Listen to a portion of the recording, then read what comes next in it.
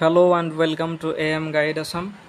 যিবোৰ কেণ্ডিডেট এবাৰ গ্ৰেড 3 আৰু 4 পোষ্টৰ কাৰণে এপ্লাই কৰিছা তোমালোকে এক্সাম দিবা তোমালোকৰ কাৰণে প্ৰিভিয়াছ ইয়াৰৰ যিখিনি কোৱেশ্চনছ আছে সেই গোটেইখিনি মই এটা সিৰিজ ষ্টাৰ্ট কৰিছোঁ সো আজি এইটো ভিডিঅ'ত মই যোৱা বছৰ হৈ যোৱা যেটো গ্ৰেড 3 4 এক্সাম আছে তাৰ কেইটামান কোৱেশ্চনছ মই ডিসকাস কৰিম সো এইটো হৈছে ফাৰ্স্ট ভিডিঅ' ইয়াৰ পিছত তোমালোকে ডিটেইলড আৰু ভিডিঅ' কেইটামান পাবা এটা প্ৰথম কোৱেশ্চনটো হৈছে ভিক্টোৰিয়া মেমৰিয়েল কোন ঠাইত অৱস্থিত যদি কোৱেশ্চন আহে তোমালোকৰ যে ভিক্টোৰিয়া মেমৰিয়েল কোন ঠাইত অৱস্থিত তোমালোকে চাব লাগিব এইটো হৈছে ইম্পৰ্টেন্ট প্লেसेस তো গুৰুত্বপূৰ্ণ কিছুমান ঠাই আছে যিখিনি এটা ষ্টেটত অৱস্থিত হয় বা কিছুমান কান্ট্ৰিত অৱস্থিত হয় সেইখিনি আমি জানিব লাগিব অপচনখিনি আছে কলিকতা নতুন দিল্লী মুম্বাই আৰু আছে ভোপাল ইয়াৰ কাৰেক্ট আনসাৰ হ'ব অপচন নম্বৰ এ কলিকতা তো তোমালোকে যেতিয়া আনসাৰখিনি কৰিবা আনসাৰখিনি কৰোতে এইবাৰ অলপ সাৱধান হ'ব লাগিব যেটো নেগেটিভ মাৰ্কিং আছে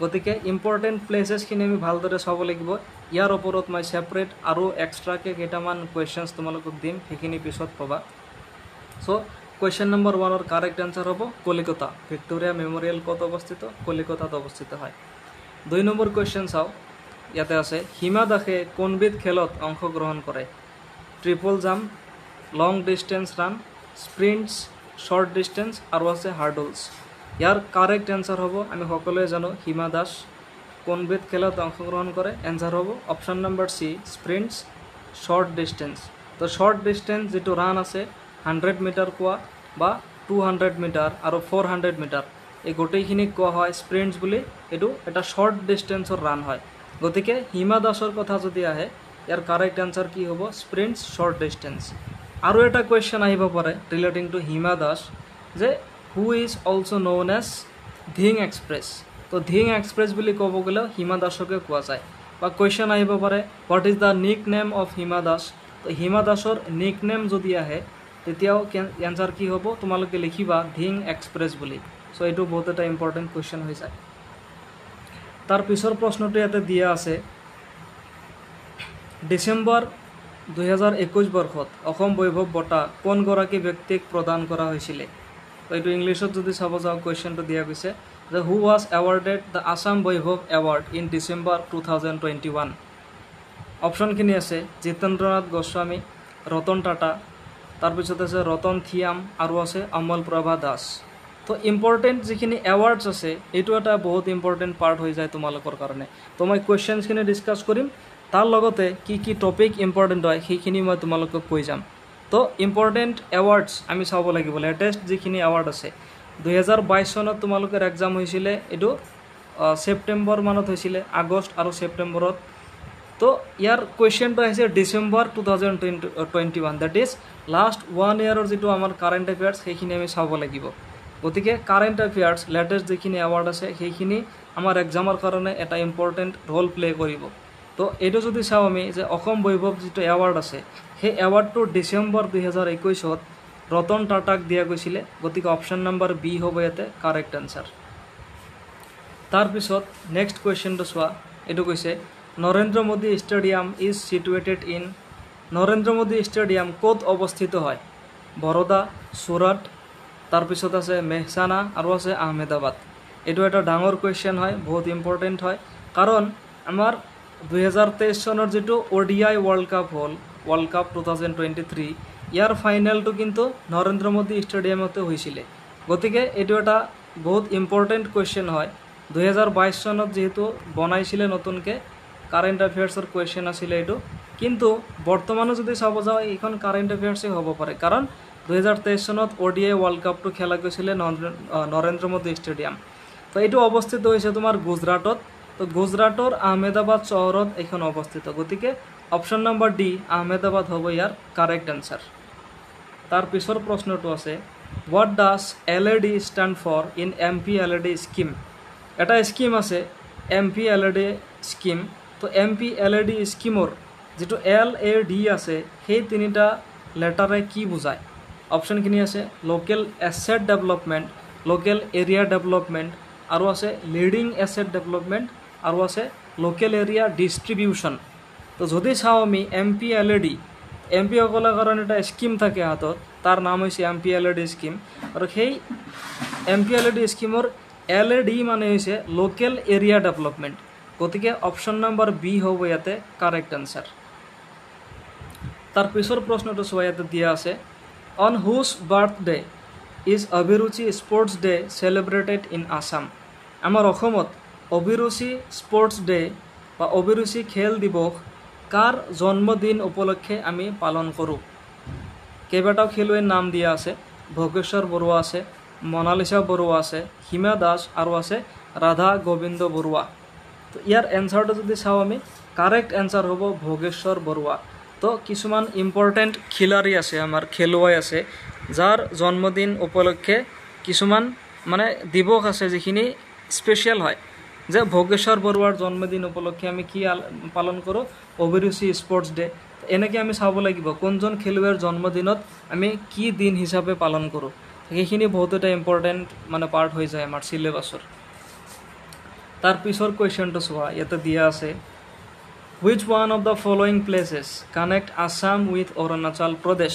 চ' দিছ কুৱেশ্যন বিলংছ টু বৰ্ডাৰ যিটো পাৰ্ট আছে আমাৰ বৰ্ডাৰ এৰিয়া, তাৰ পৰা এইটো কুৱেশ্যন দিয়া গৈছে যে তলৰ কোনখন ঠাইয়ে কি কৰিছে? অসম আৰু অৰুণাচল প্ৰদেশক একেলগ কৰিছে, সংলগ্ন কৰিছে। তো এইটো এটা ইম্পৰ্টেণ্ট পাৰ্ট হয় আমাৰ এক্সামৰ কাৰণে। আমাৰ অসমৰ যিখিনি বৰ্ডাৰ্ছ আছে, আছাম, ইয়াৰ লগতে ৱেষ্ট বেংগল আছে, অৰুণাচল প্ৰদেশ আছে। তো এই গোটেইখিনি নৰ্থ ইষ্টাৰ্ণ ষ্টেট, তাৰ লগতে বাংলাদেশ আছে। তো এই গোটেইখিনি আমি চাব লাগিব যে কোনখন প্লেচে, কোনখন ঠাইয়ে আমাৰ অসমক বেলেগ জাগাৰ লগত কানেক্ট কৰিছে। সেইখন ষ্টেট হওক নাইবা বেলেগ কাণ্ট্ৰি হওক, আমি সেইখন ভালদৰে চাব লাগিব। তো ইয়াৰ কাৰেক্ট এনচাৰ যদি চাওঁ আমি, দিৰাক আছে, বক্সিৰহাট আছে, ডিমাপুৰ আৰু যোৰহাট। তো অসম আৰু অৰুণাচল প্ৰদেশ বুলি ক'লে কাৰেক্ট এনচাৰ হ'ব দিৰাক। চ' অপশ্যন এ এইটো হ'ব আমাৰ কাৰেক্ট এনচাৰ। তাৰ পিছৰ প্ৰশ্নটো চোৱা, বহুত ইম্পৰ্টেণ্ট কুৱেশ্যন হয়, তোমালোকে চবে HS-ত পাইছিলা, HS লেভেলৰ কুৱেশ্যন হয়। Who was the first person from Assam to clear the Indian civil service examination? ইয়াতে এটা ইম্পৰ্টেণ্ট কুৱেশ্যন হৈ যায়। ইণ্ডিয়ান চিভিল ছাৰ্ভিচ যিটো এক্সাম আছে, সেই এক্সামটো বৰ্তমান নাম দিয়া গৈছে ইণ্ডিয়ান এডমিনিষ্ট্ৰেটিভ ছাৰ্ভিচ। ভালকৈ মনত ৰাখিবা, আগত কোৱা গৈছিলে ICS, এতিয়া কোৱা হয় IAS বুলি। গতিকে অসমৰ পৰা কোনজন মানুহ পোনপ্ৰথমবাৰৰ বাবে এই IAS নাইবা আগৰ দিনৰ যিটো ICS এক্সাম আছিলে, সেইখন এক্সাম ক্ৰেক কৰিছিল? ইয়াৰ কাৰেক্ট এনচাৰ হ'ব Anandaram Barua. Option number B হ'ব ইয়াতে কাৰেক্ট এনচাৰ। তাৰ পিছৰ প্ৰশ্নটো চোৱা, ইয়াতে দিয়া আছে who put forward the law of physics that every action has an equal and opposite reaction? ফিজিক্সৰ এটা ৰুল আছে, এটা ল আছে, সূত্ৰ এটা আছে ফিজিক্সৰ, পদাৰ্থ বিজ্ঞানৰ, যে every action has an equal and opposite reaction. তাৰমানে প্ৰতিটো কামৰ কাৰণে, প্ৰতিটো ক্ৰিয়াৰ কাৰণে এটা সমান আৰু বিপৰীত এটা ৰিয়েকশ্যন আছে, প্ৰতিক্ৰিয়া আছে। তো সেই সূত্ৰটো কোনে দিছিলে? That one is very familiar with all of us. আমি চবেই জানো এইটো কোনে দিছিলে। অপশ্যনখিনি আছে বেঞ্জামিন ফ্ৰেংকলিন, তাৰপিছত আছে Michael Faraday, sir Isaac Newton আৰু আছে এলবাৰ্ট আইনষ্টাইন। তো আমি চবেই জানো এইটো ল অফ এট্ৰেকশ্যন যিটো আছে আমাৰ গ্ৰেভিটি, কোনে দিছিলে? এনচাৰ কি হ'ব? Sir Isaac Newton. এইটো কি হয়? নিউটনৰ ছেকেণ্ড ল হয়, ছেকেণ্ড ল অফ মোশ্যন। আমি এইটো মনত ৰাখিব লাগিব কিন্তু। চ' ছাৰ আইজাক নিউটনে এইটো দিছিলে আমাক। তো আজি লাষ্ট কুৱেশ্যন ডিছকাছ কৰিম। মই 10টাকৈ ডেইলি কুৱেশ্যন ডিছকাছ কৰি যাম। চ' এইটো পাৰ্ট 1ৰ লাষ্ট কুৱেশ্যন হয়। ইয়াতে দিয়া আছে what is the capital city of Zimbabwe? তো জিম্বাবৱেৰ কেপিটেল কি হয়? চ' দিছ টপিক ইজ ভেৰি ইম্পৰ্টেণ্ট। তোমালোকে এই টপিকটো চাব লাগিব যে কাণ্ট্ৰি এণ্ড কেপিটেল, কোনখন কাণ্ট্ৰিৰ কেপিটেল ক'ত হয়, এই পাৰ্টটো আমি চাব লাগিব। দেশ আৰু তাৰ ৰাজধানী ক'ত, সেইখিনি আমাৰ কাৰণে বহুত এটা ইম্পৰ্টেণ্ট পাৰ্ট হৈ যায়। তো জিম্বাবৱেৰ কেপিটেল ক'ত আছে? নাইৰবি, হাৰাৰে, চাইৰো আৰু আছে খাৰ্টুম। তো এনচাৰ হ'ব Harare. Option number B, Harare is the correct answer. এই মাত্ৰ কেইদিনমান আগত ইণ্ডিয়া আৰু জিম্বাবৱেৰ মাজত যিটো খেল হ'ল আমাৰ T20 ছিৰিজ, তো সেই ছিৰিজৰ মেক্সিমাম খেল হাৰাৰে ষ্টেডিয়ামত খেলা গৈছিলে।